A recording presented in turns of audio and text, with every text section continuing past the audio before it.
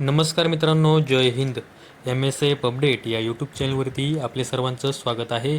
Police भरती 2022-23 शिपाई व चालक वेटिंगच्या उमेदवारांची निवड ही झालेली आहे. त्या संदर्भात आपण आजच्या व्हिडिओमध्ये माहिती पाहणार आहोत. त्या अगोदर जर तुम्ही आपल्या यूट्यूब चॅनलवरती पहिल्यांदा आला असाल तर आपल्या यूट्यूब चॅनलला सबस्क्राईब करून ठेवा, जेणेकरून पोलीस भरती संदर्भात जी काही महत्त्वाची माहिती आहे ती यूट्यूबच्या माध्यमातून आपल्यापर्यंत पोहोचत राहील.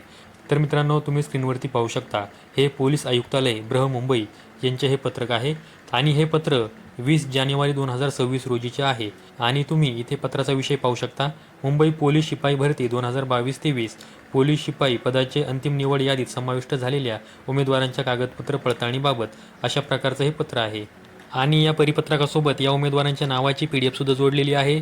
आणि यामध्ये एकूण 121 उमेदवारांची निवड ही करण्यात आलेली आहे व त्यांना डॉक्युमेंट व्हेरिफिकेशनसाठी बोलवण्यात आलेलं आहे.